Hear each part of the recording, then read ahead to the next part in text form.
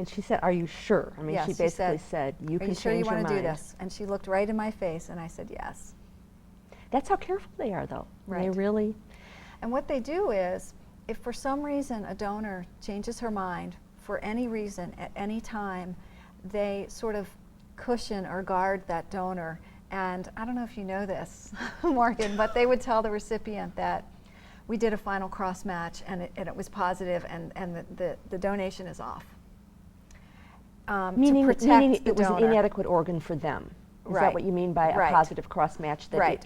this was not a good match. We Right, we discovered this. Right, even though the match looked good before, maybe the recipient had some blood work or had some other reason why they developed antibodies, and so the match became positive and it's no longer a match. That does happen sometimes, and I know someone that happened to within 48 hours of surgery.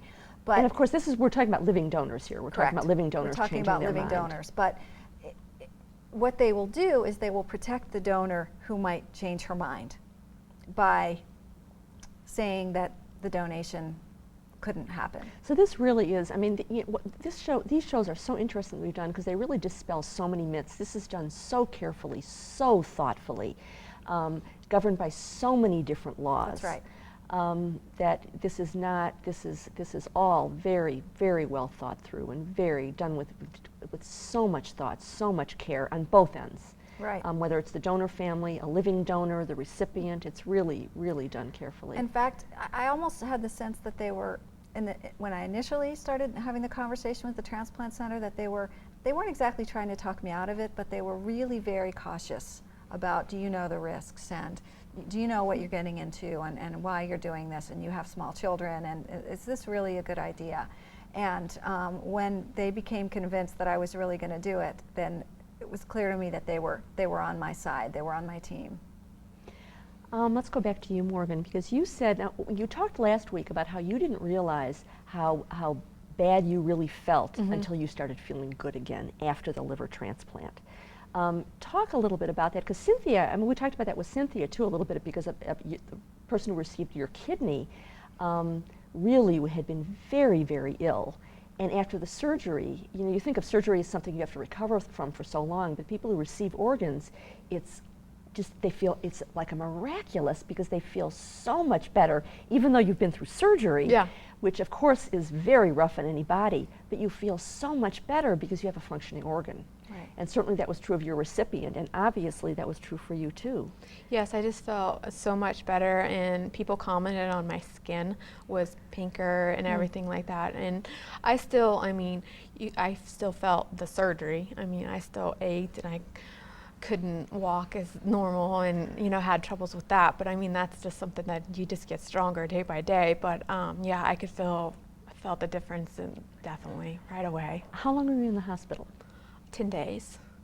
Which is a long time. I mean, nowadays people are in the hospital, you know, I mean, if it's 1 week, that's a very long time. So this was major, obviously major surgery. I was in the ICU a couple days longer than, like I said, I had a couple breathing problems, but besides that, everything was great. Obviously, you're extraordinarily healthy now. Yes. Tell us a little bit about when you get a donor organ, you have to take anti-rejection medication for life. Yes. Because any tissue in your body, your body recognizes as foreign tissue and attacks it. Yes. Because that's what your immune system is designed to do. Anything that's foreign, it attacks and tries to get rid of. Yes. And anti-rejection medication is quite powerful medication. Explain a little bit about that and what some of the side effects are of that medication. Well, in the hospital, I was shown a video and told everything about my medicine, and that's the first balancing act of what the doctors are going to try to balance out your medicine, what's good for your body, so of different dosages and everything. So I went home, and I am on cyclosporin and Celsep, which are both the anti-rejection medicines. And for a liver, you can find your functions of your liver and how your medicine is working on your body through blood work.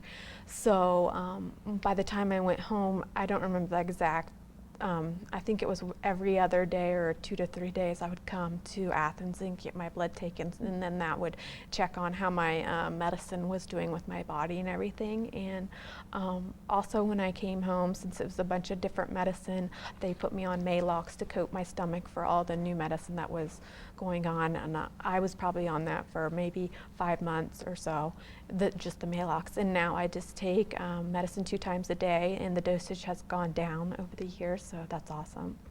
Explain to us what a directed donation is, because that's what you had. What is a directed donation? Directed donation doesn't happen very often, but my donor family found out about me and said, I want to donate my son's liver to Morgan Mathews, that's at Ohio State Hospital. How did they, do you know how they found out about, they didn't know you before, did they? Correct.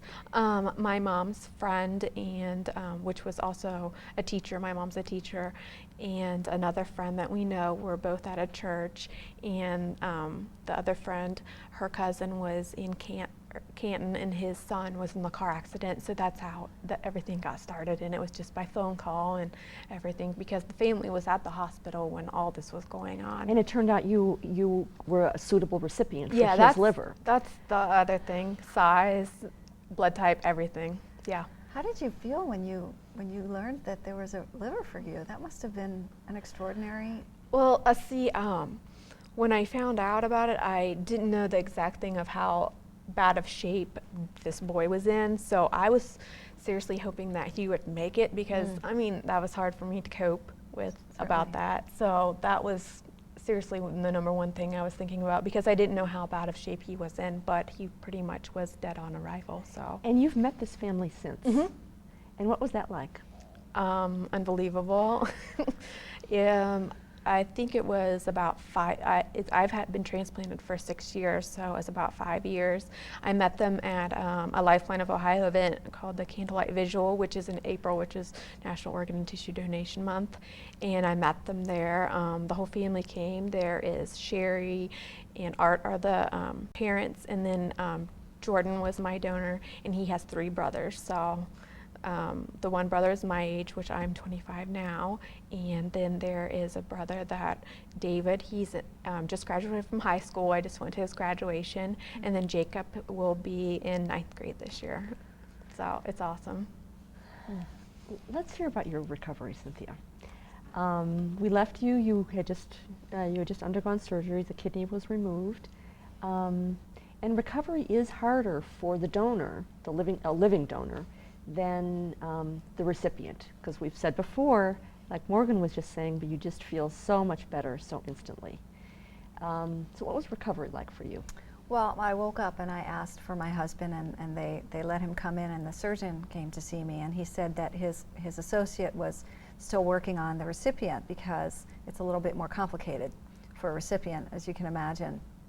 And he said that the kidney started working as soon as they put it in, as soon as they attached it right on the table. And so what a gratifying feeling that was. I was certainly out of it after surgery. I kidded the surgeon that he made the incision bigger, longer than he said he was going to. And so we talked a little bit. You know, the morphine is pretty much plays with your head a little bit. But the next day, I got up. I was walking the next day, up and down the hall. It was uncomfortable.